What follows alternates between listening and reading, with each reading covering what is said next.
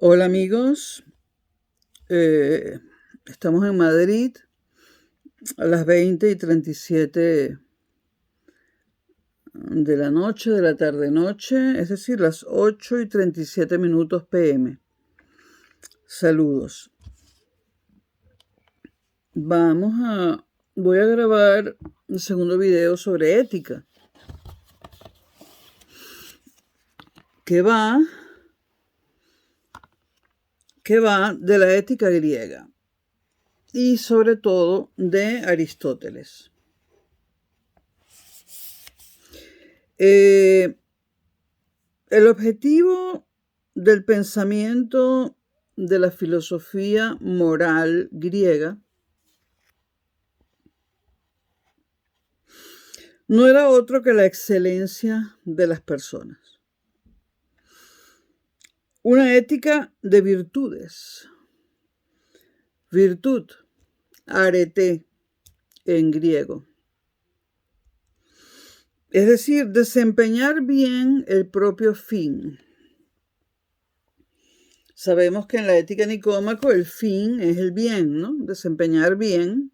Entonces, valga la redundancia, desempeñar bien nuestra vida hacia ese fin que es el bien. Y que en Aristóteles y en la ética nicomaquea, ese bien es casi sinónimo de felicidad.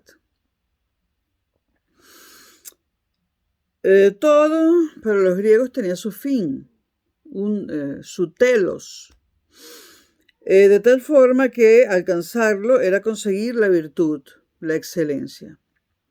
Así la ética debía ocuparse del telos, de la función o de la arete, es decir, de la virtud del ser humano. A este fin al que tiende cada cosa y por extensión al fin del ser humano, los griegos lo llamaban ágatos, el bien. Ser virtuoso aplicado a los humanos será pues lo mismo que ser bueno, ser una buena persona. Y puesto que la virtud es la excelencia, alcanzar ese bien y tener arete, virtud, consistirá en ser el aristos, el mejor. De ahí viene la palabra aristocracia. El conjunto de todos estos conceptos que calificaban la vida de los griegos, y esto es importante recordarlo, nos habla de una sociedad competitiva y meritocrática.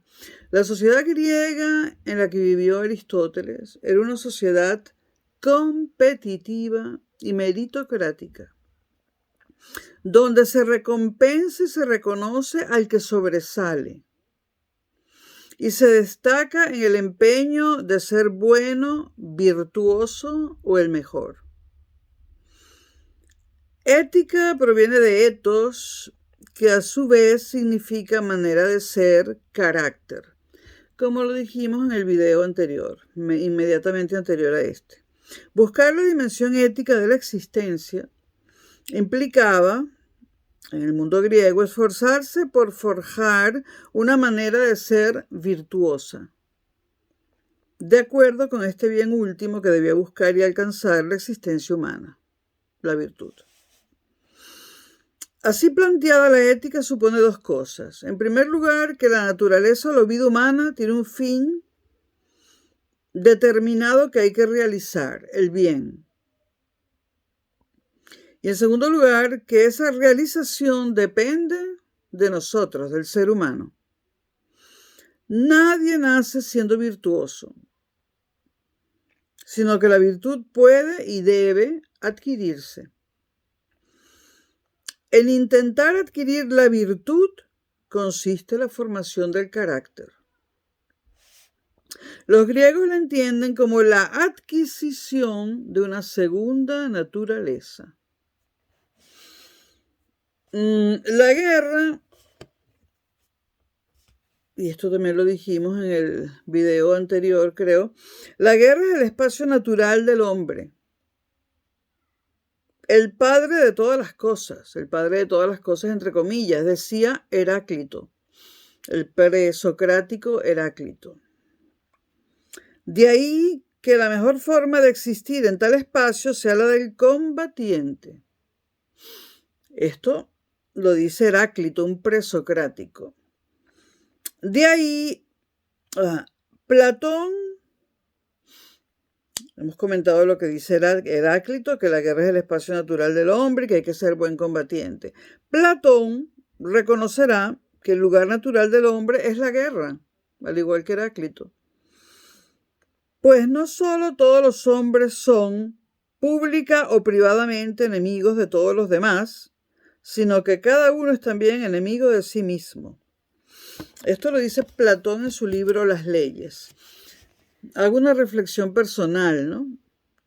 Que Platón, siglo IV a.C., diga que el lugar natural del hombre es la guerra, porque todos los hombres son pública o privadamente enemigos de todos los demás y hasta de sí mismos, lamentablemente es algo que vemos todos los días en el mundo actual y es algo que se vio durante el siglo XX de manera terrible, durante el XIX también y ahora en el XXI. Podríamos decir que se ha visto siempre, ¿no? O sea que no hay que menospreciar lo que decía Platón, que el hombre es enemigo de todos los demás. Mucho más tarde, porque Platón está por ahí por el siglo IV a.C., mucho más tarde Hobbes hablará del hombre como el lobo del hombre, ¿no? Pero este antecedente está ya en Platón y estaba en Heráclito antes que en Platón. Bueno,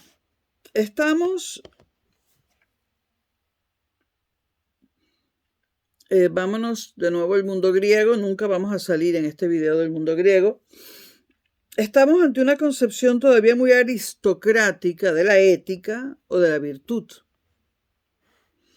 propia de una sociedad muy jerarquizada. Cuando yo pienso en la ética griega, en esta ética griega de la competitividad, la excelencia y en tratar de ser el mejor, siempre pienso en los Estados Unidos, ¿no? Bueno, estos comentarios míos, ¿no? Entonces todavía estamos en el mundo griego ante una concepción muy aristocrática de la ética o de la virtud, propia de una sociedad muy jerarquizada, en la que las diferencias son estáticas, es decir, no hay movilidad social. Y el mérito corresponde al estatus que tiene una persona porque le ha sido dado y ha nacido en él, no porque se lo haya ganado como agente moral. Entonces, esto de Aristóteles, que uno puede alcanzar la virtud, hay que matizarlo, porque en el mundo griego uno nacía en una clase social, por usar un término moderno, contemporáneo, y ahí se quedaba. No podía ascender socialmente, como lo diríamos hoy en día. Y repito, en esa sociedad griega las diferencias eran estáticas y el mérito corresponde al estatus que tiene una persona porque le ha sido dado y ha nacido en él, no porque se lo haya ganado como agente moral.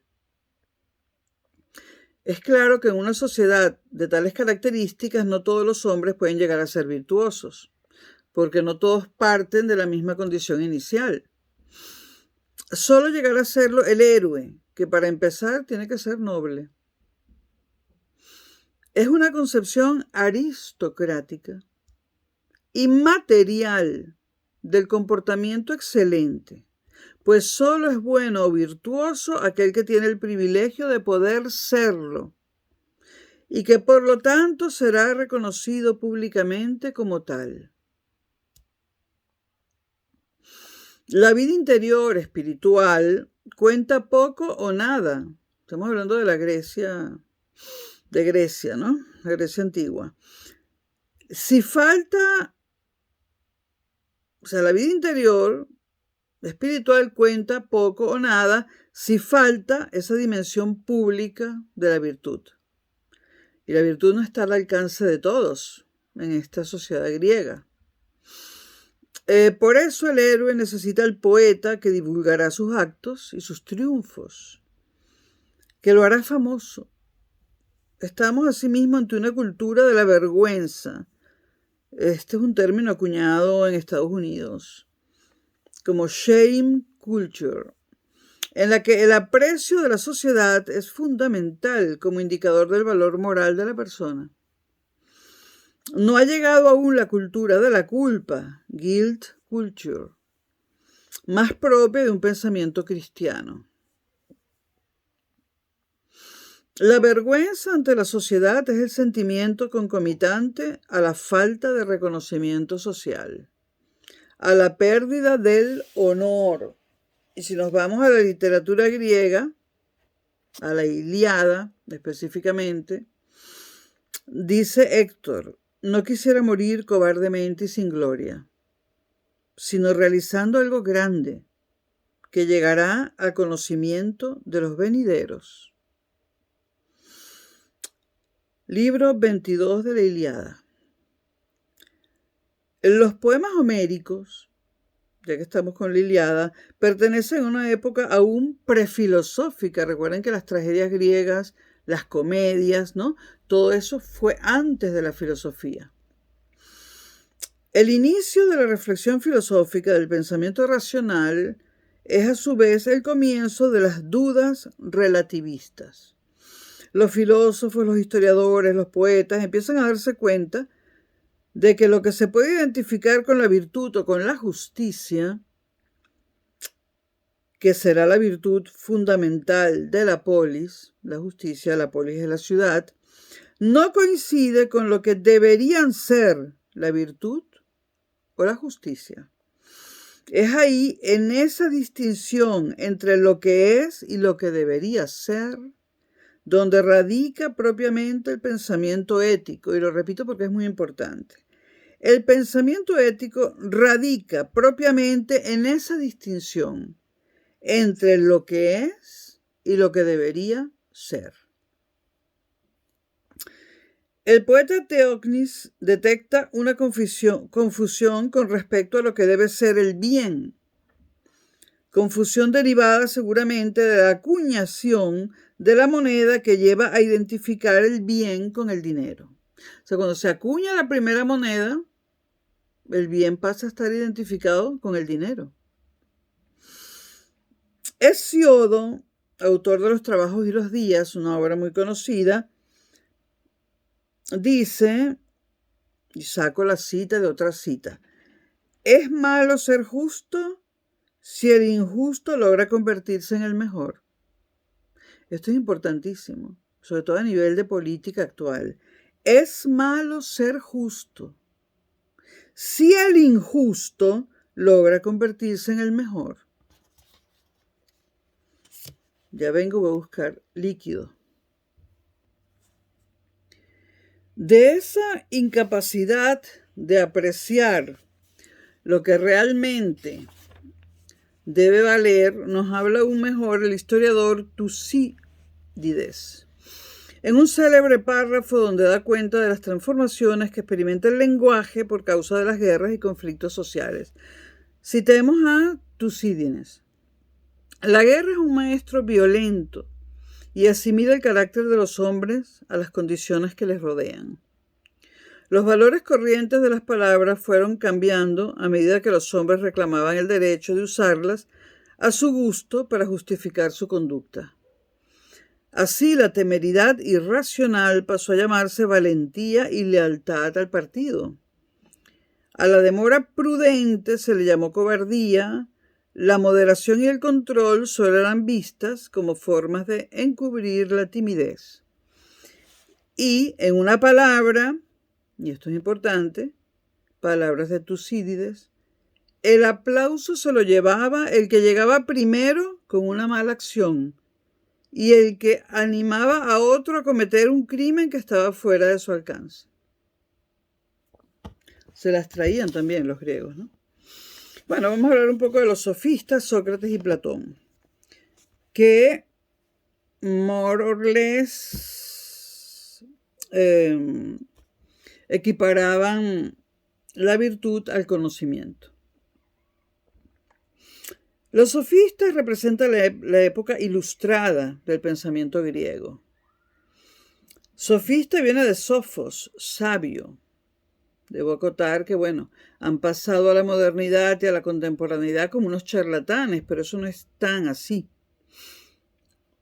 Bueno, entonces, sofista viene de sofos, palabra griega que significa sabio. Nada tendría de incorrecto ser sabio si los sofistas no fueran al mismo tiempo algo así como unos mercenarios del saber. Y en este canal tengo, en este canal y en los videos de teoría del conocimiento, tengo un video que habla de esto más extensamente, ¿no? Entonces, los sofistas, unos mercenarios del saber. ¿Por qué? Porque lo venden. Lo venden sus conocimientos a políticos, a diputados, lo venden, unos mercenarios del saber. Lo venden a quien lo puede pagar.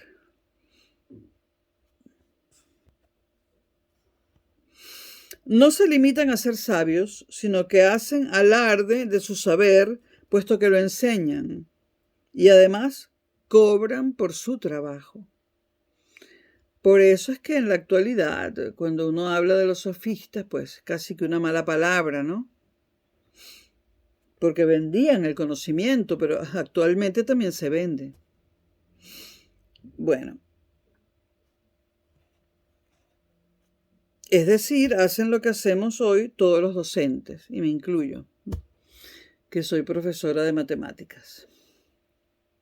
La diferencia es que Sócrates, que vivió entre el 470 y el 399 a.C., y sobre todo Platón, que vivió en el 427, entre el 427 y el 337 a.C., por cuya boca nos habla Sócrates. Recuerden que Sócrates es un personaje de los diálogos de Platón. Sócrates no dejó nada escrito. Por cuya boca, la boca de Platón, nos habla Sócrates. Se escandaliza de la que a su juicio es una instrumentación que los sofistas hacen de sus enseñanzas. Para distinguirse de ellos, Sócrates, que también es sabio, no convierte su saber en mercancía. Pero el que no tiene casa propia y paga alquiler, tiene que vender su saber, ¿no? O si no, hay que vender alguna otra cosa. Comentario personal. Entonces, para distinguirse de ellos, repito, Sócrates, que también es sabio, no convierte su saber en mercancía, sino que hace profesión de su ignorancia. Solo sé que no sé nada. La famosa frase de Sócrates. No se propone enseñar lo que sabe, sino más bien poner de manifiesto las lagunas que cada cual tiene en su conocimiento. Y uno se pregunta, yo me pregunto de qué vivía Platón. Bueno, la mayoría de los primeros diálogos platónicos se les llama diálogos socráticos y narran supuestas disputas, porque Platón fue discípulo de Sócrates.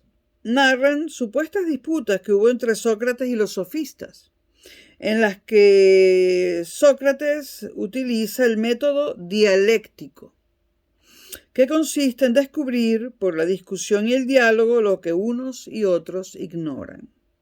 Esto me recuerda a las multinacionales con el brainstorming, y que me perdonen los filósofos, ¿no? Yo tuve una época desafortunada en la que trabajé en multinacionales, horroroso.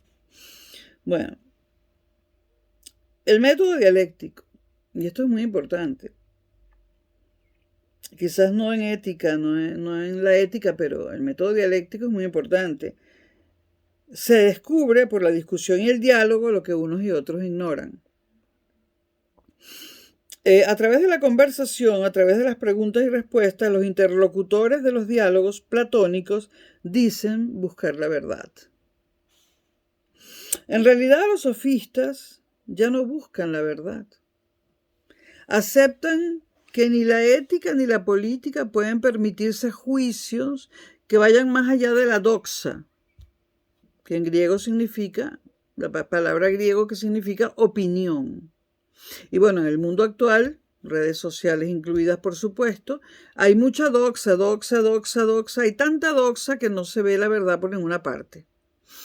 Bueno, los sofistas pensaban que no se podía ir más allá de la doxa, la opinión. Ni la ética ni la política son ciencias, decían los sofistas. Se basan no en verdades, sino en opiniones que como tales no son demostrables. A lo único que uno puede aspirar es a persuadir de la utilidad de sustentarlas. Los sofistas son maestros en retórica, en el arte de la persuasión, el que les sirve para conseguir la adhesión a aquellas ideas o leyes que juzgan más convenientes. Hay una conocidísima afirmación de Protágoras, un sofista, digamos que se destaca de entre todos los demás sofistas, que dice: el hombre es la medida de todas las cosas. Esa frase que hemos escuchado desde que nacemos, es una frase de Protágoras, un sofista por ahí, siglo IV a.C., que dice que el hombre es la medida de todas las cosas. Esta frase da buena cuenta de ese relativismo propio de los sofistas. Ni los juicios morales ni las leyes son otra cosa que convenciones útiles para gobernar y para convivir. Lo que es justo en una ciudad puede ser injusto en otra. No existe una esencia de la justicia ni de la virtud. La única esencia de la que dependen es la necesidad de conveniencia humana. Repito, no existe para los sofistas una esencia de la justicia ni de la virtud. Si comparamos las teorías de Protágoras y de otro sofista llamado Gorgias, y hay que buscar, estas teorías de Protágoras y Gorgias, que tampoco dejaron nada escrito, Gorgias. Hay que buscarlas en los diálogos platónicos, porque Platón fue el que escribió recordando lo que decía Sócrates, o quizás tenía apuntes recordando lo que decían los sofistas. Ahora, ¿dónde están estas teorías de Protágoras o de Gorgias? Bueno, en los libros de Platón, que se llaman así, Protágoras y Gorgias. En los diálogos de Platón, que se llaman así.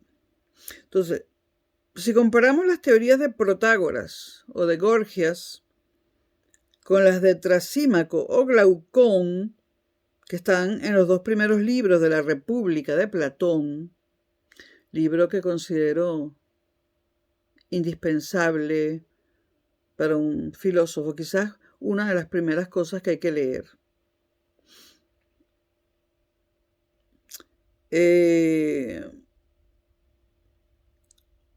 Cuando yo empecé con la filosofía, hace muchas décadas, lo primero que leí fue la Ética Nicómaco de Aristóteles y la República de Platón. La Ética Nicómaca no me impresionó. La República sí es un libro al que he vuelto una y otra vez. Bueno, si comparamos las teorías de los sofistas Protágoras o de Gorgias con las de Trasímaco o Glaucón, que están expuestas en los dos primeros libros de la República de Platón, nos damos cuenta que lo que en los dos primeros es un racionalismo relativista, es decir, en Protágoras y Gorgias hay un racionalismo relativista.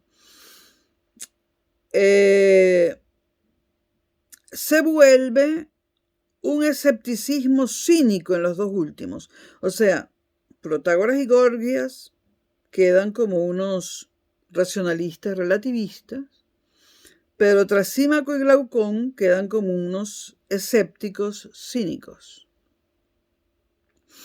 Que los sofistas hayan pasado la historia como los adalides de la argumentación engañosa y falaz es solo consecuencia de la mala prensa que adquirieron por causa de la condena generalizada que de la sofística y de sus métodos basados en la retórica hace Platón. Y esto es muy importante. Platón en sus diálogos destroza a los sofistas.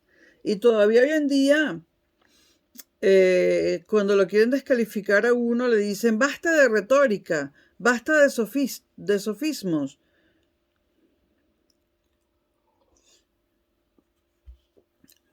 Platón se las trae, ¿eh? Hay un filósofo que yo conozco que dice que cuando a Platón lo expulsamos por la puerta, vuelve a entrar por la ventana. O sea que está todo el tiempo metido en todo. Y en todas las épocas. Bueno, el bien o la virtud del alma lo encuentra cada cual en sí mismo. Cambiando ya de tema.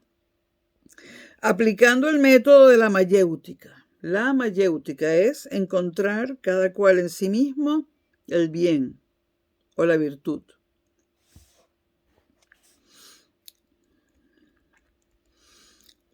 ¿Qué es la mayéutica? Vamos a decirlo de otra manera. Encontrar y conocer el bien que cada cual lleva adentro o lleva dentro.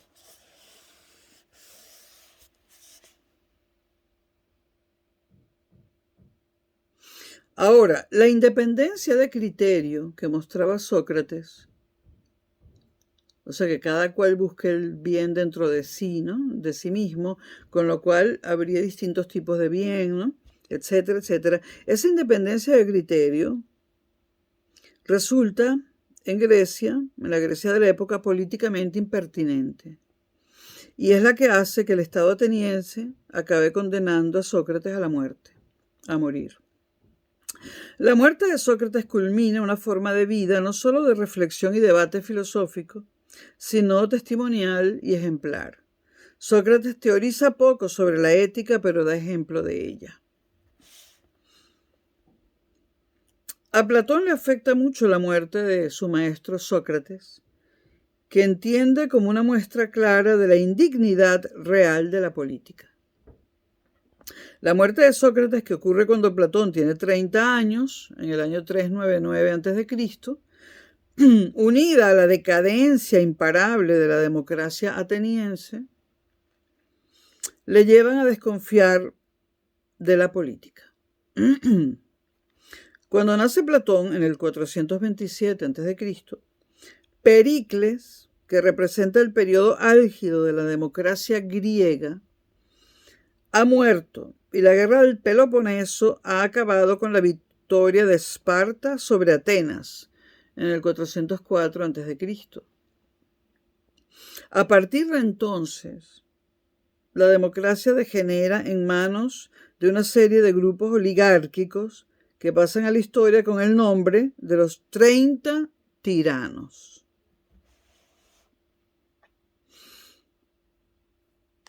Platón escribe algo sobre esto en la llamada Carta Séptima. Solamente hago un comentario, solamente leo un párrafo, un pequeño párrafo de Platón al respecto. No cesará en sus desdichas el género humano hasta que el linaje de los que son recta y verdaderamente filósofos llegue a los cargos públicos, o bien que el de los que tienen el poder en las ciudades, por algún especial favor divino, lleguen a filosofar de verdad. Esto tiene que ser, aunque no lo dice, una cita de la República. Bueno, en estas líneas finales y conocidísimas del texto platónico, hay dos ideas que nos sirven para resumir su pensamiento moral. La primera de ellas es que solo los verdaderamente filósofos, para Platón, deberían llegar a los cargos públicos. Esto está en la República. Los llamados gobernantes que Platón identifica con los filósofos. Esa es la primera idea, ¿no? Ahora, no quería decir con ello que solo a los filósofos les compete gobernar. Filósofos está tomado aquí en su sentido etimológico, amantes de la sabiduría. Son, por tanto, los que se empeñan en querer saber, en buscar la verdad, los que están en condiciones de ser excelentes, de ser los mejores y los que en consecuencia gobernarán mejor. Platón afirma así la tesis de que la virtud es conocimiento. Solo el sabio es totalmente virtuoso, pues basta conocer el bien para vivir conforme a él.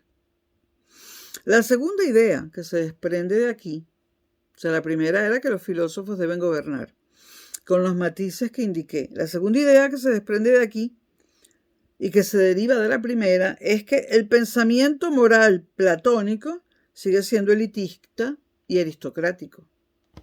Si los sabios son los que tienen que gobernar, pues para ser sabio hay que ir a la universidad hoy en día, ¿no? O hay que leer mucho, hay que dedicar años y años a la sabiduría, años en los que no está uno trabajando. O sí, pero poco. Y es elitista porque la mayor parte de la gente no puede dedicar ni siquiera una tercera parte de su vida a adquirir conocimiento, porque hay facturas por pagar, dicho hoy en día. Entonces el pensamiento moral platónico sigue siendo elitista y aristocrático. La República es la obra más representativa del pensamiento moral y político del filósofo. Ofrece una visión utópica de la ciudad constituida por la división estamental de sus miembros, los estamentos, las distintas clases sociales. En esa época se hablaba de estamentos. Al igual que le ocurre al alma, que tiene tres partes, la vegetativa, la sensitiva y la racional, la ciudad está formada por tres estamentos: los obreros, los guardianes y los filósofos. Los obreros, yo no los llamaría así, esto lo dice el texto en el que me estoy basando, yo diría, bueno, con los obreros se refiere Platón a los artesanos y a los comerciantes. Con los guardianes, a los militares y a la policía, a los que protegen la ciudad, y los filósofos, los gobernantes. Cada estamento tiene las virtudes que le son propias porque ha de cumplir una función distinta en cada caso, un telos distinto en cada caso. A los obreros, que yo prefiero llamar como comerciantes y artesanos, les corresponde trabajar. A los guardianes defender la ciudad y a los filósofos gobernarla. El ser humano para los griegos, concluyendo esto, es un animal comunitario y social. Esto se ve mejor en Aristóteles. La ética en su caso no es pensada desde el individuo, sino desde la colectividad. El ser humano es virtuoso, tiene que serlo, porque vive en la polis y se debe a ella. Y solo en el seno de una comunidad le es dado desarrollar esa excelencia que se concreta en la vida virtuosa. Vamos a hablar de Aristóteles, la ética de la felicidad. Hasta Aristóteles, que vive entre el 384 a.C. y el 322 a.C., maestro de Alejandro Magno, el discurso ético no adquiere la sistematicidad que dará pie al desarrollo de la filosofía moral occidental. La obra aristotélica se compone en su mayor parte de tratados dedicados cada uno de ellos a las distintas ramas en que se irá diversificando y finalmente dividiendo la filosofía. La física, la lógica, la ética, la política, la metafísica. Son casi todos ellos el compendio de las lecciones que daba en el Liceo. Así como Platón tenía su academia,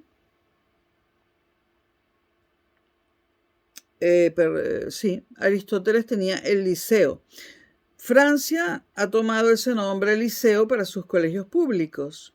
Y hay otro país en el mundo que llama a sus colegios públicos liceos, y es Venezuela.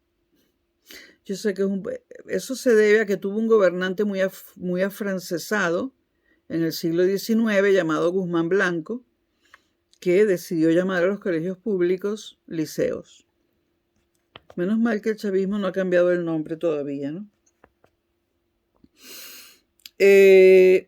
Entonces, estos tratados de Aristóteles son casi que compendios de las lecciones que él daba en el liceo y que fueron recopilados más tarde. Concretamente, son 3 los libros que hoy recogen el pensamiento ético de Aristóteles: Ética a Nicómaco, Ética a Eudemio y Magna Moralia, cuya recopilación de este último fue mucho más tardía y cuya autenticidad es más dudosa. Ahora, respecto a la Ética a Nicómaco, que la he leído varias veces, hay algunos textos e historias de la filosofía que dicen que Nicómaco era sobrino de Aristóteles, y hay otras que dicen que era hijo de Aristóteles. Yo, por supuesto, no lo sé. Eso pasó hace ¿cuántos siglos? Estamos en el 21. Eso pasó hace como 25 siglos, ¿no? 2500 años. Yo ignoro realmente, por supuesto, si Nicómaco era sobrino o hijo de Aristóteles. De todos modos, para este tema, eso carece de importancia, ¿no? Sería importante en una biografía de Aristóteles. Creo que la gata Susan me está... Cuidado, gata, con esos diccionarios filosóficos. Bueno, la disertación aristotélica respecto a la ética, como ya se ha dicho y todos sabemos, empieza así: el bien es aquello hacia lo que todas las cosas tienden. Aristóteles nos da la primera sorpresa a personas como nosotros, que venimos del individualismo moderno, que transmite la idea de que cada individuo es un fin en sí mismo. Para Aristóteles no era así, porque partía de la concepción del hombre como ser social o político. Importante. Es decir, un ser que se completa en los demás, en la comunidad. Por eso el fin último del hombre no puede ser otro que la política, entendida como aquella actividad que no solo incluye los fines de todas las ciencias, sino el bien de la ciudad, que es el mismo que el de todos los individuos. La ética en Aristóteles se confunde con la política y de algún modo está subordinada a ella. El hombre tiene un bien o un fin, idea que es el núcleo de la ética de Aristóteles. Y ese bien o fin, que para Aristóteles son casi sinónimos, que busca el ser humano no es otro que la felicidad. Aquí Aristóteles equipara bien y finalidad a felicidad. En efecto, la felicidad es aquello hacia lo que todos los seres humanos tienden, por lo que es, si no otro, debe ser el contenido, el cometido de la ética: conducir al ser humano a la felicidad. Pero Aristóteles no puede contentarse con decir que la felicidad es el fin de la vida humana. Lo es, pero primero hay que averiguar en qué debe consistir la felicidad. Solo así podremos dirigir la existencia humana hacia tal fin. Y ahí se da el salto de lo descriptivo hacia lo preceptivo. La felicidad es lo que todos los hombres quieren, ya lo dijimos, el bien. La felicidad no radica en la riqueza, dice Aristóteles, ni en los honores, ni en el éxito. La felicidad está en la vida virtuosa. La ética de los griegos se articula en torno a la idea de virtud, la excelencia de la persona, y que esa excelencia viene dada por la determinación del fin o de la función que tiene la vida humana. ¿Cuál es nuestra función en este mundo? ¿Qué hemos venido a hacer aquí? Estas son las preguntas primerísimas de la filosofía, ¿no? Solo la respuesta a dichas cuestiones nos dará la clave de la virtud y, en consecuencia, de la felicidad. Pero no son preguntas de fáciles respuestas, ¿no? ¿Qué hemos venido a hacer aquí, a este mundo? ¿Quién puede contestar a ello? ¿Cuál es nuestra función en este mundo? ¿Quién puede contestar eso? Bueno, Aristóteles repara en los 3 géneros de vida que ya Platón había separado. La vida vegetativa, propia de las plantas, la vida sensitiva, propia de los animales, y la vida racional, propia del animal racional que es el hombre. ¿Qué es la felicidad? ¿Cuál es el fin del hombre? El hombre es un animal racional, un animal que tiene logos, inteligencia, razón, logos. Realizar y responder a ese género de vida específicamente suya es su fin en este mundo. La vida virtuosa consistirá pues en desarrollar esa capacidad racional que radica en el alma y establecer la regla del comportamiento. La gata, no, que me tumbas el vasito con el té. Ay, pues aquí, mi amor, anda, aquí. La quieren ver, a ver si se deja. Mírenla, ahí está mi Susan. La gata.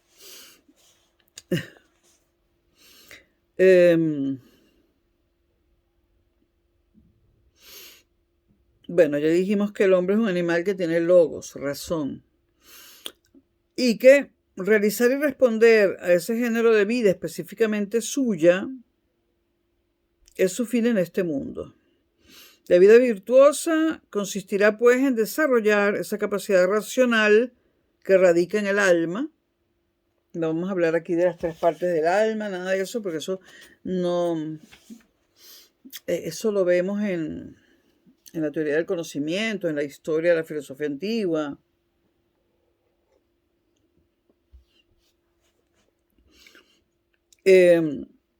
Desarrollar esa capacidad racional, dice Aristóteles, es lo que debe ser el hombre, lo que debe hacer.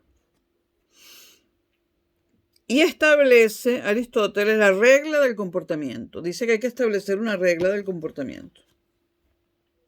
Una ética como la griega, dirigida a la formación del carácter.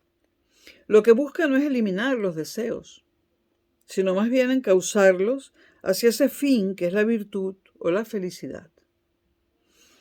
Esto es tratar de conseguir que los deseos y la sensibilidad de cada uno no obstaculicen ni entorpezcan el camino hacia la vida feliz.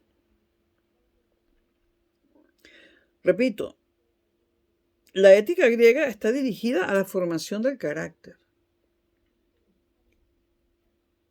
Y el fin es la felicidad, que se trata de conseguir que los deseos y la sensibilidad de cada uno, eso no está en la razón, ni los deseos ni la sensibilidad, no obstaculicen ni entorpezcan el camino hacia la vida feliz.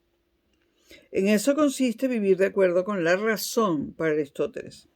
Pero ese aprendizaje del discernimiento no es estrictamente intelectual. Aristóteles rechaza la tesis platónica de que la virtud es conocimiento, tesis que a su vez, y como hemos visto, descansa en la teoría de las ideas y en un intelectualismo a ultranza. Doy por hecho que conocen la teoría de las ideas de Platón. Si no, está en este canal. No, dirá Aristóteles, las ideas no son el punto de partida del conocimiento moral. Por eso es erróneo hacer descansar la virtud en un saber puramente teórico. La virtud es una actividad práctica, consistente en saber escoger el término medio.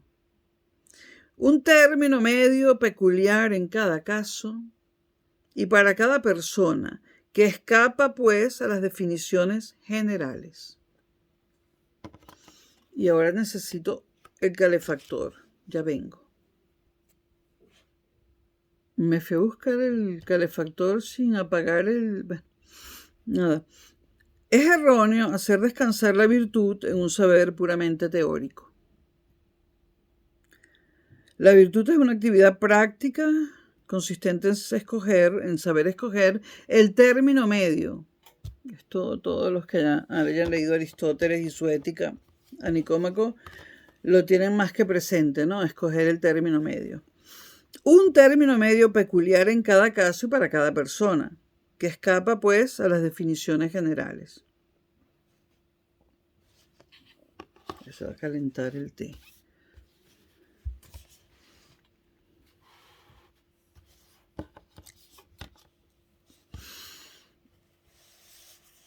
La ética aristotélica conoce su clásica definición de la virtud como término medio. La virtud ya no es la excelencia de Platón, es el término medio.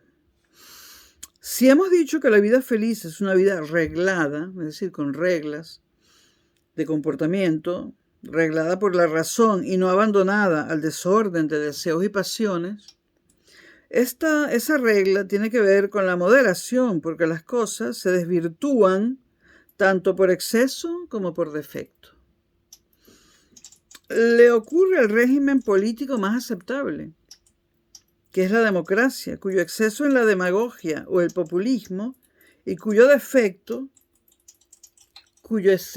es la demagogia y el populismo, y cuyo defecto es la tiranía. Y también le ocurre al comportamiento humano, que deja de ser lo que debe ser cuando los excesos o las omisiones lo hacen inadecuado. Aristóteles nos ha dejado distintas listas de virtudes. Yo hice 4, yo las dividí en cuatro partes. Primera lista, dividido por mí. Las virtudes cardinales, que para Aristóteles son la prudencia, la justicia, la fortaleza y la templanza. Salvo la justicia, que el mismo Aristóteles reconoce que es difícil definirla como el término medio entre un exceso y un defecto, las demás virtudes constituyen en efecto el término medio entre dos extremos. Y en el caso de la prudencia, el término medio propiamente dicho.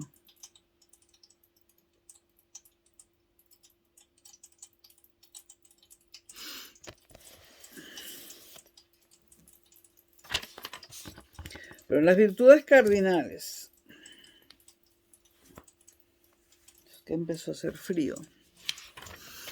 Las virtudes cardinales, que yo las divido en cuatro,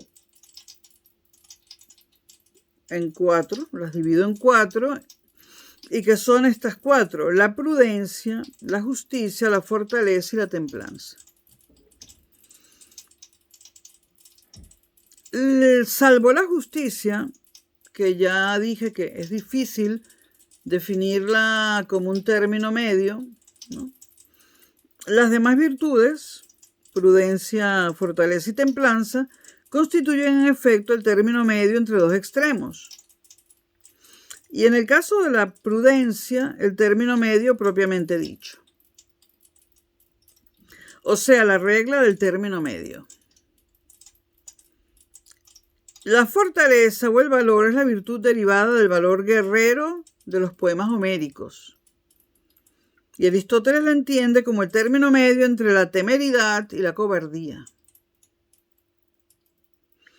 En cuanto a la templanza, es el nombre de la moderación misma, el término medio entre la intemperancia y la insensibilidad frente al placer.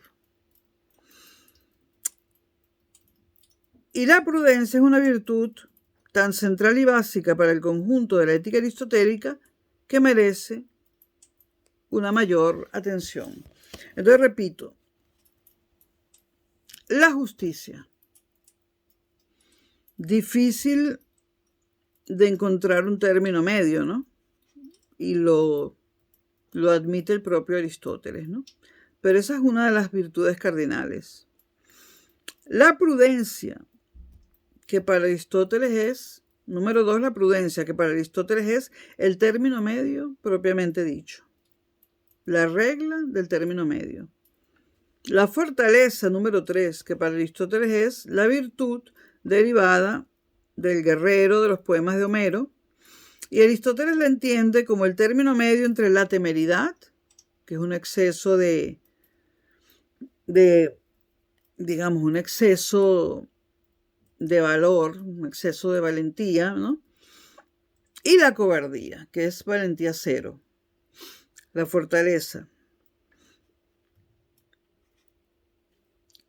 La templanza es el nombre de la moderación misma para Aristóteles, término medio entre intemperanza y la insensibilidad frente al placer, es decir, una persona no abocada totalmente a los placeres mundanos, pero tampoco abocada totalmente a la cuestión intelectual. Y la prudencia, que para Aristóteles es la virtud básica, central. Entonces, las virtudes aristotélicas se clasifican en dos grandes tipos. El primero, virtudes éticas, y el segundo, virtudes dianoéticas.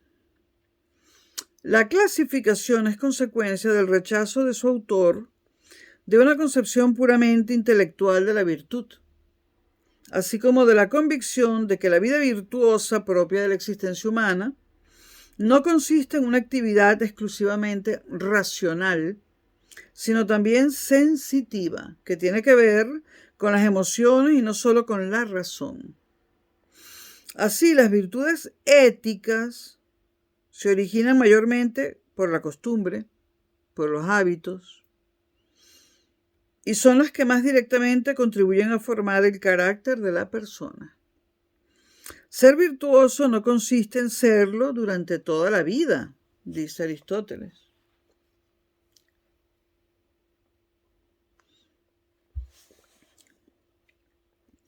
Las virtudes para Aristóteles no son naturales, entre comillas, naturales.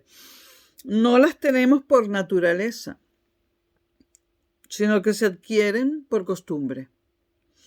La ética no trata de lo que es irremediablemente como es y no puede cambiar, sino de lo que puede ser de otra manera para Aristóteles.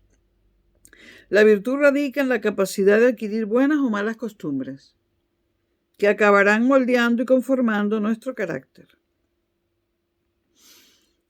Hablemos de la prudencia, tan valorada por Aristóteles, entre sus 4 virtudes cardinales, la más valorada. En griego, la prónesis. A diferencia de las otras virtudes que son éticas, es decir, la justicia, la fortaleza y la templanza, la prudencia es una virtud dianoética o intelectual, junto con la sabiduría y la contemplación, dianoética e intelectual. Las virtudes dianoéticas no se adquieren por la costumbre, como ocurría con las virtudes éticas, sino por la enseñanza. Una enseñanza no exclusivamente teorética, sino derivada también de la experiencia. El hombre prudente, en griego el phronimos,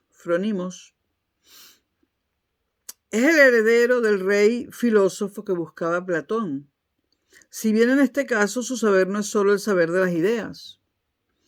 El prudente es aquel que sabe juzgar rectamente, tomar la decisión justa, aprovechar el momento oportuno, en griego el kairos, hacer lo que conviene en cada caso. Dicho de otra forma, el que a fuerza de intentar ser virtuoso acaba siéndolo. Para Aristóteles existen casos, ejemplos de hombres prudentes, y él cita, por ejemplo, a Pericles como un hombre que fue prudente. También la actuación prudente está relacionada con la práctica médica, pues consiste en pensar sanamente y no patológicamente. Pensar sanamente equivale a pensar normalmente, pensar lo correcto o lo que hay que pensar. En este sentido, Aristóteles ha sido acusado de conservadurismo y de complacencia con el statu quo.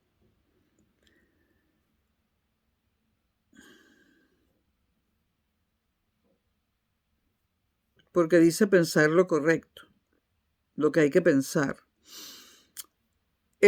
Fue considerado por algunos un defensor del pensamiento normal, de lo que equivaldría a lo que hoy llamamos políticamente correcto.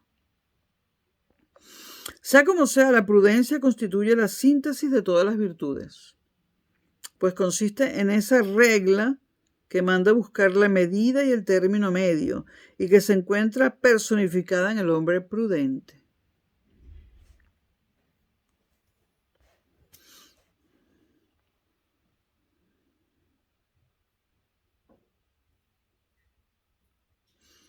Entonces, los rasgos de la prudencia.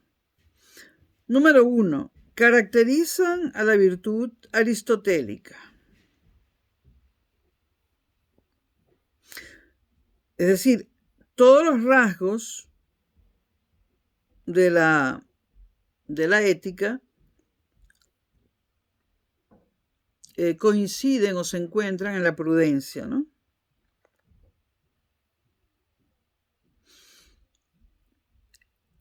En primer lugar, un modo de ser selectivo, porque la elección del término medio depende de las situaciones que nunca son iguales, La mejor dieta no es la misma para el atleta que para el que no lo es. Número 1, un modo de ser selectivo. Número 2, el término medio relativo a nosotros, porque es a cada uno a quien corresponde determinar dónde está para él y en su caso el término medio. Número 3, determinado por la razón, que actúa sobre el deseo y rectifica los excesos o los defectos derivados del mismo. Y número 4, y por aquello que decidirá el hombre prudente, como referencia última que nos permite determinar o identificar la conducta virtuosa.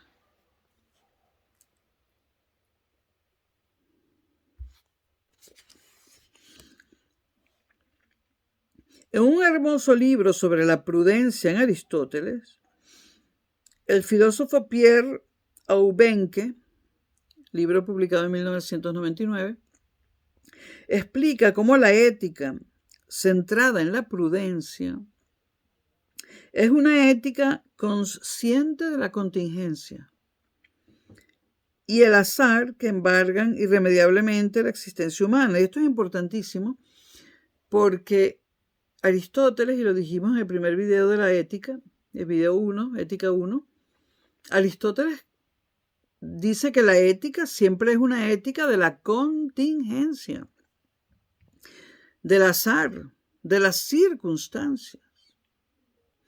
A diferencia de los dioses que conocen y dominan el destino y viven en un mundo de necesidad y perfección, los humanos desconocen el orden perfecto y no tienen más remedio que arriesgar elecciones y cargar con sus consecuencias. Elegimos, y si elegimos mal, tenemos que cargar con nuestras consecuencias. La prudencia nos habla, en definitiva, de una ética trágica, que carece de garantías y de respuestas prefabricadas. Una ética situacional que de algún modo hace de Aristóteles un sartreano avant la lettre. Un sartreano antes de la existencia de Sartre. Pues recuerda la frase lapidaria del filósofo existencialista de Sartre: estamos condenados a ser libres. Esto lo dijimos en el video 1 que está en este canal, Ética 1.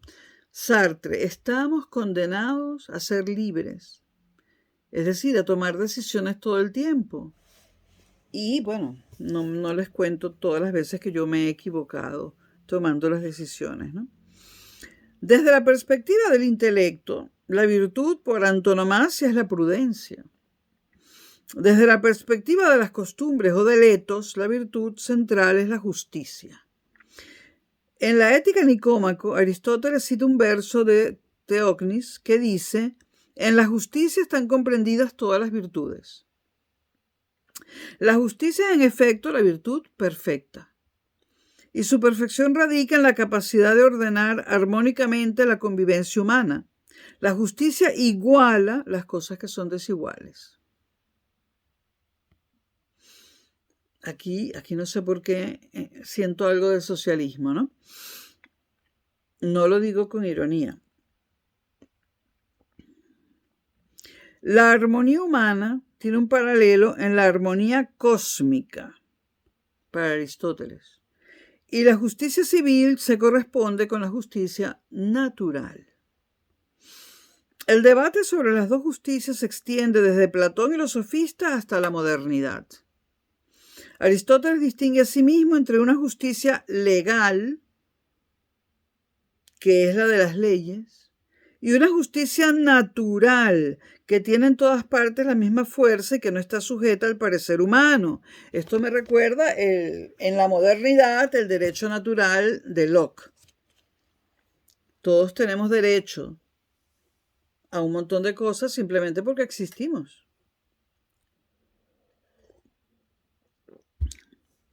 Pero eso lo dijo Locke en el siglo XVI o XVII, ¿no? 17, creo. Y esto no hemos llegado a ese siglo.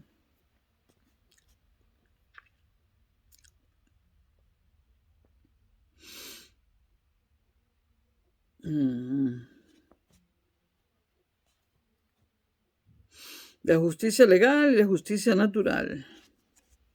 La justicia natural es una especie de precedente de la ley natural que ya defenderán los estoicos y más tarde los ius naturalistas. Y agrego yo,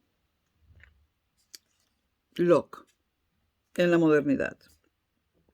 También aplica aquí en algún modo la teoría del término medio. La justicia no se identifica con la ley positiva, que son las leyes de los hombres, pero tampoco tiene una esencia inmutable y fundamental.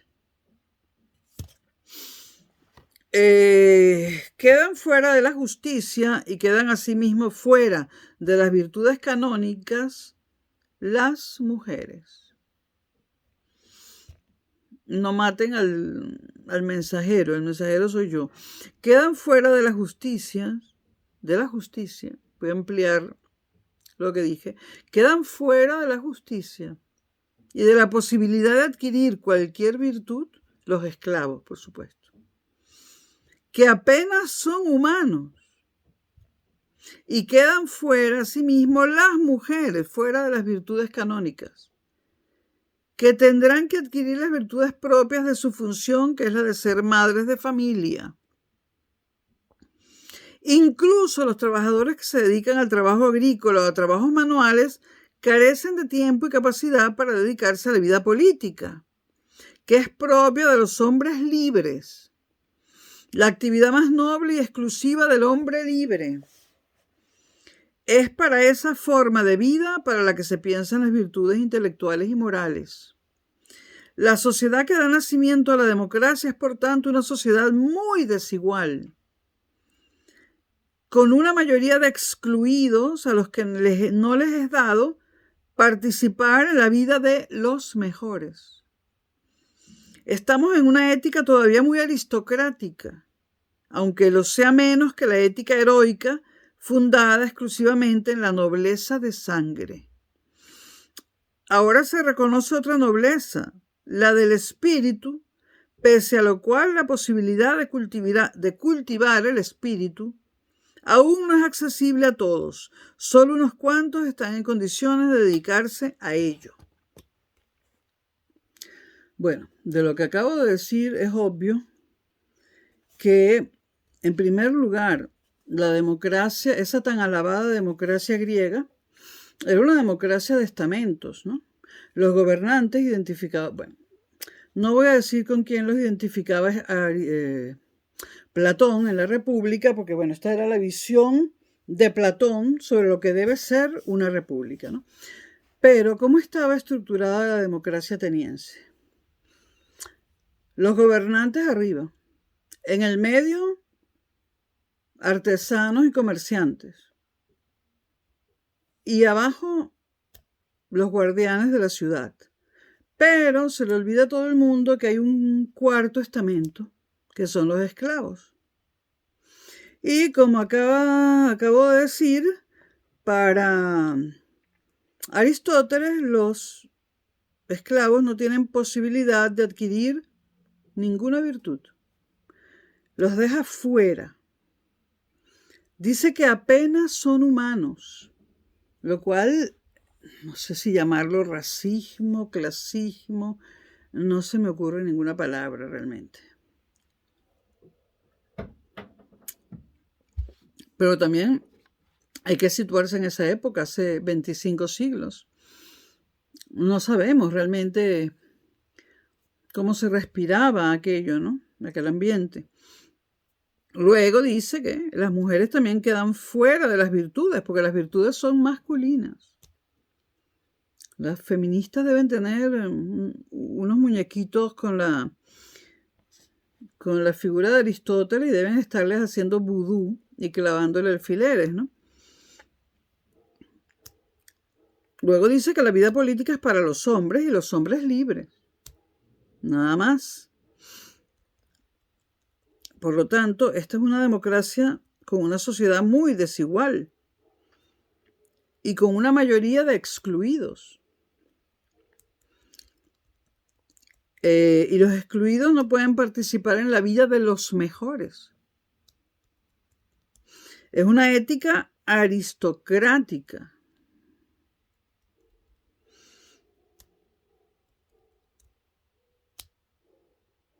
Bueno, no creo que 25 siglos después nos vayamos a pelear y hacer una pira con los libros de Aristóteles por esto, ¿no? Pero la esclavitud y el maltrato a la mujer, bueno, y los derechos de la mujer tardaron, ¿no? Tardaron.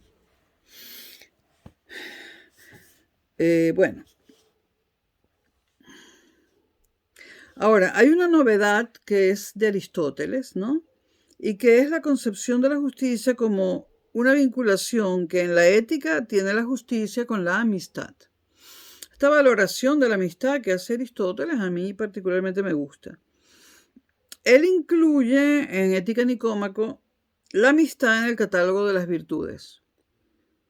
Como la entiende Aristóteles, pues la amistad para Aristóteles es una virtud o algo acompañado de virtud. Y además, para Aristóteles, la amistad es lo más necesario para la vida.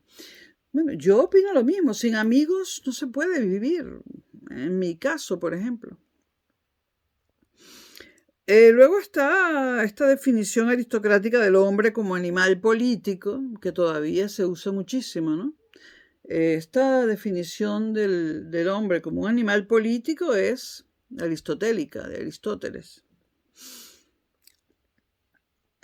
Para Aristóteles la amistad acabará siendo no solamente un valor fundamental, sino más importante que la justicia. Es decir, que tú puedes en un juicio, esto es un inciso mío, en un juicio defender a un corrupto porque eres su amigo. Y es más importante la amistad que la justicia. Este es un inciso mío para relajarme. Hay en la intuición de que la amistad es más valiosa que la justicia una verdad indiscutible, que solo se ve empañada por lo que acabamos de ver, por la concepción aristocrática que tiene Aristóteles de la igualdad de los humanos. Si el hombre es un animal político, por naturaleza tenderá a relacionarse con sus semejantes. La semejanza es el supuesto de la relación de amistad. La semejanza que Aristóteles destaca es una semejanza altamente selectiva. Los hombres no son todos iguales, por lo que esa desigualdad o falta de semejanza provoca distintas formas de amistad, de las cuales solo una es auténtica. Y Aristóteles llama a esa amistad, la única que es auténtica, la amistad primera.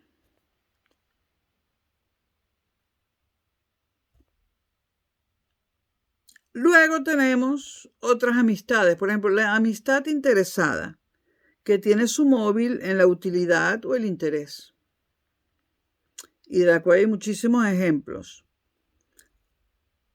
Hay otra forma de amistad que es la que busca el placer, y que para Aristóteles no es muy diferente de la amistad interesada.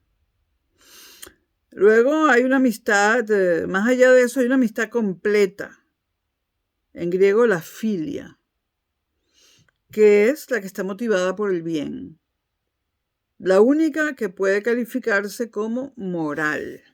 La amistad completa. Yo me quedo con la amistad primera. Bueno, no sé. Esa amistad que tiene como rasgos característicos la reciprocidad, la intimidad, el sentimiento desinteresado y el deseo de comunión, solo puede darse entre iguales, obviamente, y entre hombres buenos, ya que solo los iguales pueden llegar a ser amigos auténticos o auténticos amigos. Esto es cierto. Tú no puedes hacerte amiga de alguien que no es igual a ti.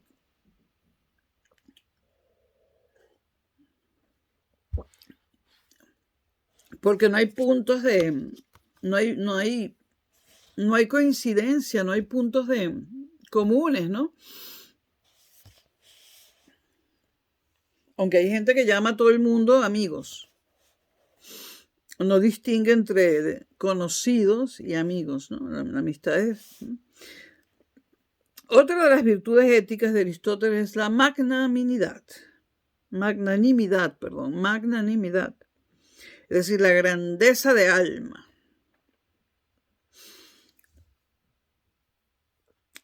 La humildad y la modestia no son valores para Aristóteles y no son valores para la ética griega. Los griegos no comulgaban con eso llamado humildad o modestia, pero sí con la magnanimidad. La amistad aristotélica es sobre todo intimidad, comunidad, porque el contexto en el que se da es el de la política. De ahí su necesidad y su valor por encima de la justicia. No es raro que Aristóteles pensara que lo único que de verdad podía mantener unidos a los ciudadanos de la polis, de la ciudad, más que la justicia, era la amistad auténtica. Vamos a hablar un poco de la ética a la política.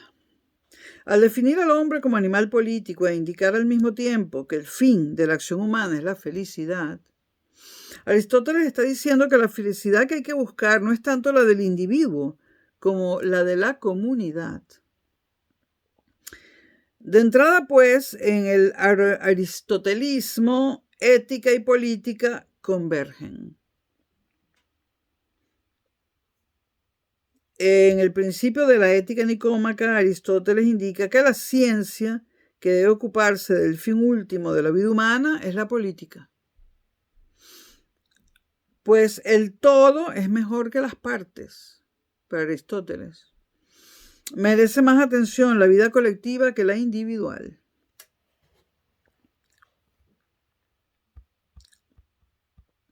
Ahora, después de la modernidad, después del siglo XVIII, el valor máximo lo tiene el individuo y no la comunidad o la sociedad. Estoy hablando de Occidente, ¿no? De tal principio nacen los derechos humanos como el intento de defender al individuo frente a los desmanes, desafueros y dominaciones políticas, sociales, sectoriales y grupales. Aunque el liberalismo moderno signifique un progreso hacia las libertades individuales, y esto hay que tomarlo con pinza, también es cierto que uno de los defectos de las democracias liberales radica en la excesiva atomización de los individuos. Europa, Estados Unidos. Es donde esto se magnifica, ¿no? Sobre todo en Estados Unidos, en la dificultad de conseguir cohesión social e incluso entusiasmo en torno a un proyecto político común y compartido. Entonces surge así un neo-aristotelismo que se plasma en ciertas corrientes filosóficas contemporáneas, como el comunitarismo o incluso el republicanismo. Críticas ambas a un liberalismo que ha ido demasiado lejos y ha perdido quizá irremisiblemente la dimensión comunitaria de la persona, sin la cual ni la democracia ni la ética pueden prosperar. Y esto se ve sobre todo en los Estados Unidos, ¿no? En segundo lugar en Europa, pero en los Estados Unidos es brutal.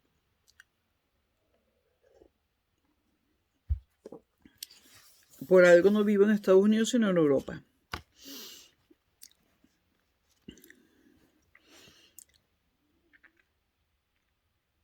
El último capítulo del libro 10 de la Ética Nicómaco dice, o se titula, Necesidad de la práctica de la virtud, transición de la ética a la política. La distancia entre la teoría y la práctica es una obsesión constante y reiterada en la ética aristotélica. Aristóteles habla de la debilidad de la voluntad y dice que el acto ético es siempre un acto voluntario. Y la voluntad es una facultad distinta del conocimiento.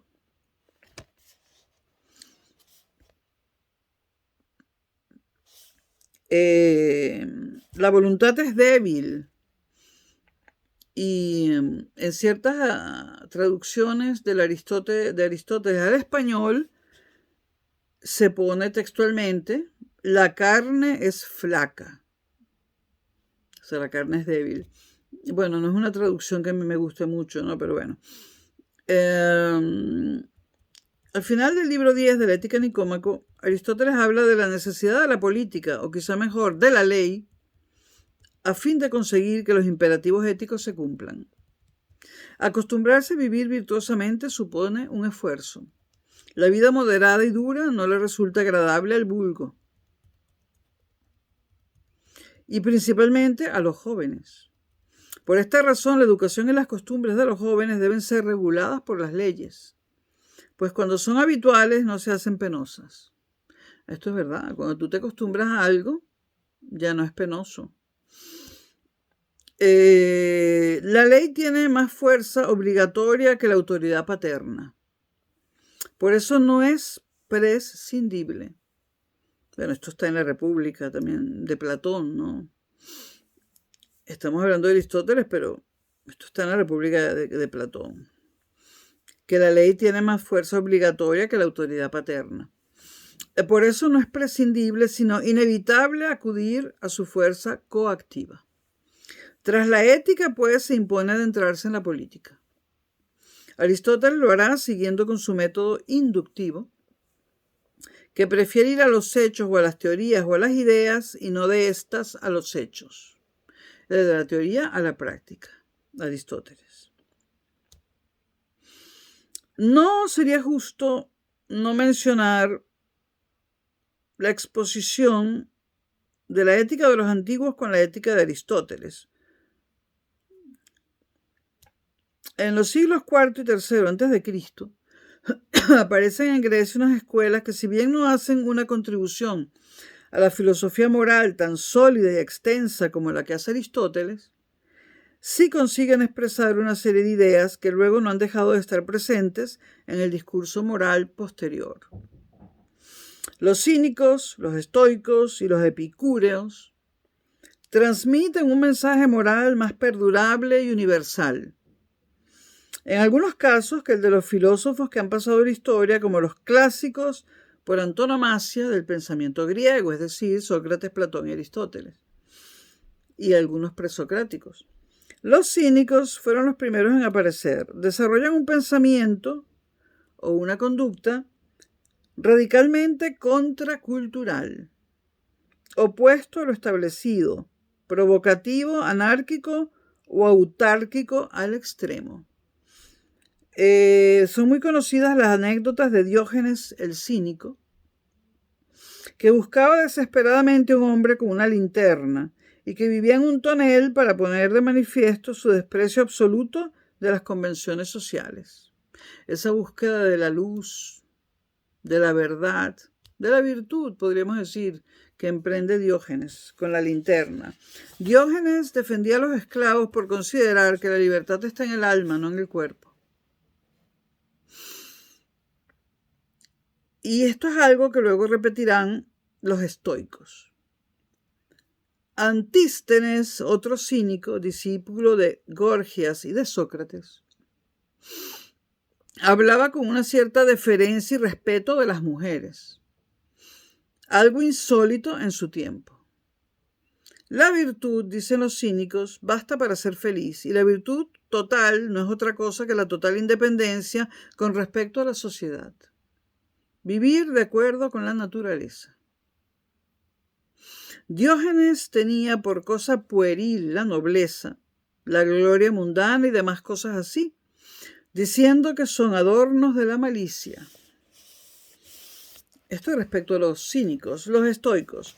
Los estoicos constituyen realmente una escuela filosófica muy prolongada en el tiempo, pues cubre desde el siglo III a.C. hasta el siglo II después de Cristo, 5 siglos, y no se reduce al territorio griego, sino que se extiende a Roma. Los estoicos desarrollan un pensamiento mucho más completo y sistemático, en el que la lógica, la física y la ética se interrelacionan y complementan.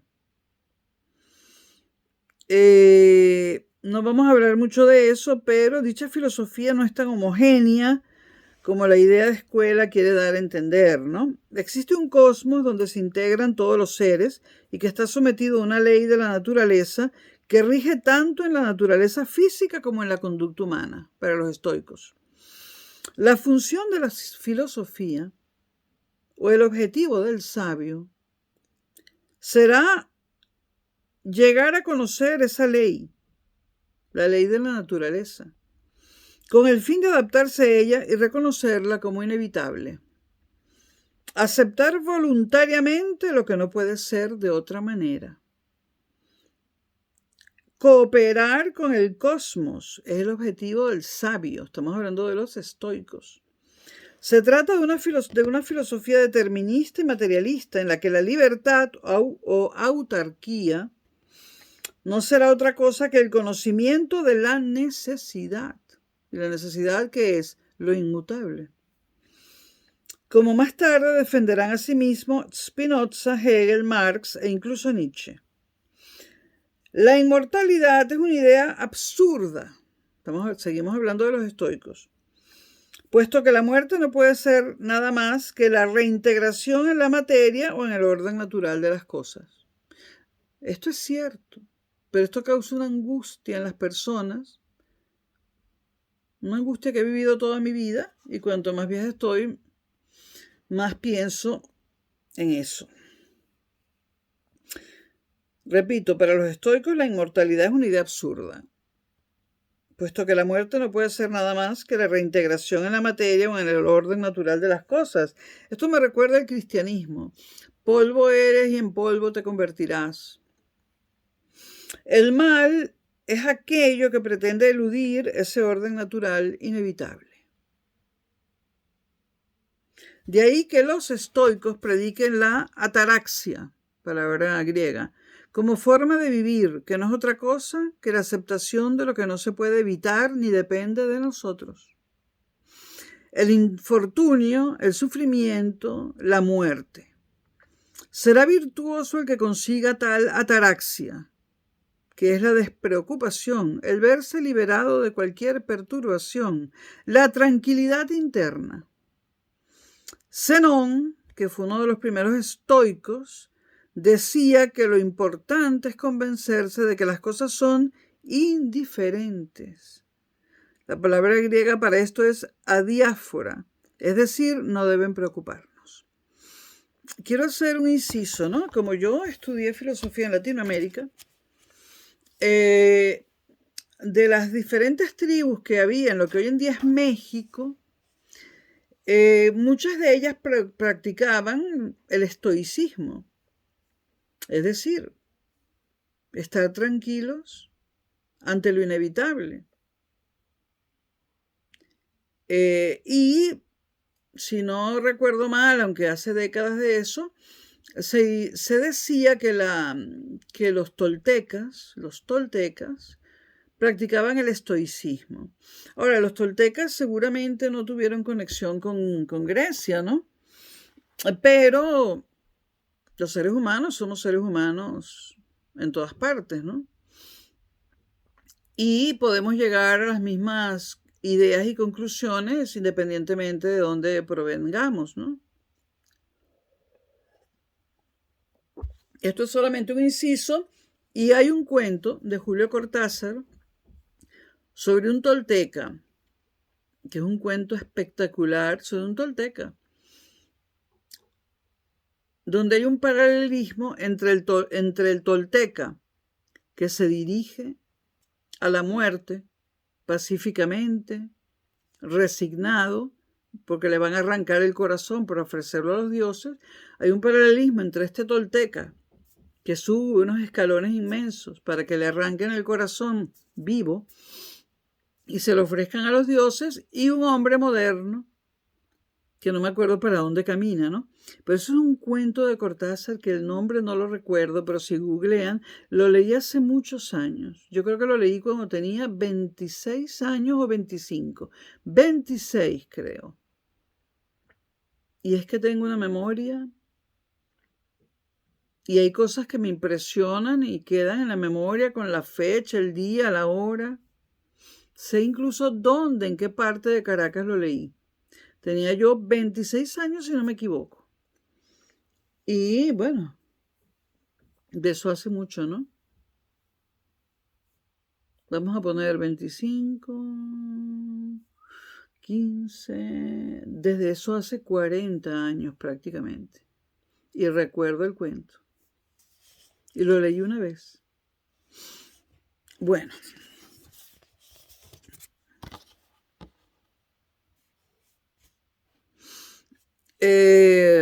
La misma doctrina es desarrollada en la época álgida del estoicismo, que es la que representan Epícteto,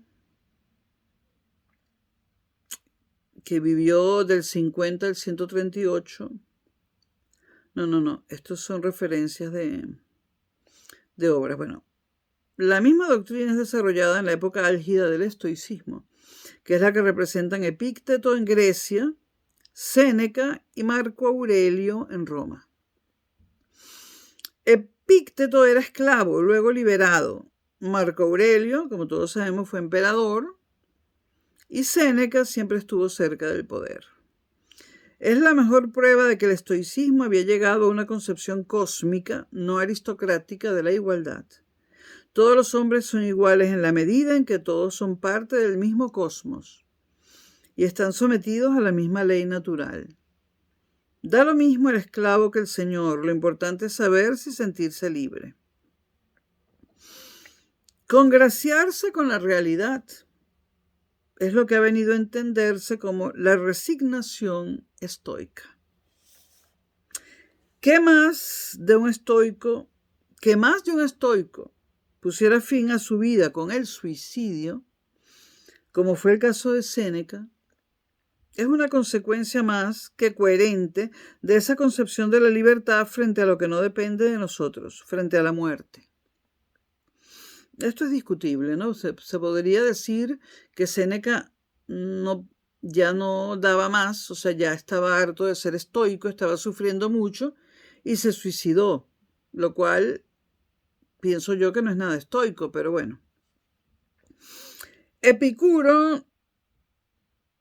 Con Epicuro podemos decir que toma cuerpo una concepción del bien y de la conducta óptima, que se aleja ya mucho de la visión política del ser humano propia de Aristóteles y que preconiza la afirmación del individuo y de su conciencia como núcleo de la moral, algo que desarrollará el cristianismo y se consolidará con las filosofías modernas. Epicuro concibió la filosofía como una forma de vida, que si bien contaba con un importante bagaje teórico, no se reducía a él. El epicureísmo, más que un sistema filosófico, es una manera de vivir, algo más cercano a una religión. La carta a Meneceo es una síntesis de los principios y convicciones que articulan esa manera de vivir y de acercarse a la felicidad que sigue siendo el objeto de la filosofía o el objetivo de la filosofía. El pensamiento de Epicuro se articula en 3 ideas fundamentales. La primera, tanto la ciencia física como la lógica, es decir, el conocimiento teórico, son interesantes solo en la medida en que son útiles y eficaces para conseguir la felicidad. Criterio básico del conocimiento es la sensación, que siempre es verdadera. Así, los dioses son solo imágenes de unos seres felices e inmortales, cuya realidad no podemos verificar. Los criterios de verdad son los sentidos, las presunciones y las pasiones. Es decir, lo que nos entra por los sentidos, lo que podemos presumir que ocurrirá gracias a la memoria y lo que nos produce placer y dolor. Aquí Epicuro es como en cierta forma antecede a Hume, ¿no? Y su preferencia por el conocimiento que viene de los sentidos, ¿no? Repitamos una cuestión que tengo aquí subrayada de Epicuro. Los criterios de verdad son los sentidos, las presunciones y las pasiones. Es decir, lo que nos entra por los sentidos. Esos son los criterios de verdad para Epicuro. La utilidad y el interés de la física consisten en que nos ayude a superar el miedo a la muerte, una de las causas mayores de infelicidad. La muerte no debe preocuparnos porque mientras vivimos no estamos muertos y cuando morimos ya no somos. Es el célebre argumento con que Epicuro pretende rebatir el temor a la muerte. Bueno, el no ser realmente da pánico. Pero es algo que uno siente es algo que a uno lo aterroriza, sobre todo cuando uno es joven. A esta edad no tanto, porque tenemos a la muerte al lado, y estoy al lado de ella. Y entonces la obvio como si no existiera. Segunda idea fundamental de Epicuro y del epicureísmo. La felicidad consiste en el placer, me fascina Epicuro, que fundamentalmente es ausencia de dolor, me fascina. Epicuro es un filósofo hedonista, me fascina, que basa su ética en torno a la identificación de felicidad y placer. Como no podía ser de otra forma, en un filósofo materialista y que pone el origen del conocimiento en las sensaciones, incluido el conocimiento moral. Ese placer que hay que procurarse para ser feliz es el placer selectivo, que consiste en la aparteia o en la serenidad de ánimo, el intento de evitar toda inquietud. Lo primero que hay que disolver son los miedos ilusorios, como ya hemos visto. Ni la divinidad ni la muerte son de temer. En segundo lugar, hay que hacerse con la idea de que es fácil tanto procurarse el bien como soportar el dolor. El sabio es precisamente aquel que llega a saber qué placeres son convenientes y qué dolores son, asimismo, positivos. Y la tercera idea de Epicuro: conseguir la independencia con respecto a los demás, a los deseos, y a los demás también. Conseguir la independencia con respecto a los deseos y a los demás hombres. Eso es la autarquía en la que reside el placer o la felicidad. Una autarquía, en este caso, para la que la política no es una ayuda, sino más bien un estorbo. El epicúreo se refugia en el jardín y desde él predica la abstención política. Lo único que merece ser tenido en cuenta es el valor de la amistad, que no rehuye de la amistad, pero no la amistad sofisticada y aristotélica de Aristóteles, y aristocrática de Aristóteles, sino una amistad que no rehuye el fundamento utilitario que tienen los antiguos, que tienen los amigos. Estos dan seguridad y confianza. Por eso son un motivo de placer y de felicidad. Lo importante de los amigos es saber que uno puede contar con ellos. Esto es pragmático, pero yo estoy de acuerdo. Es muy pragmático. Conclusión, la ética epicúrea, pese a ser una ética hedonista, es tremendamente austera. Es una ética individualista pero solidaria. Me fascina. Que parte del lema vive en lo oculto porque desprecia las ambiciones y el poder mundanos.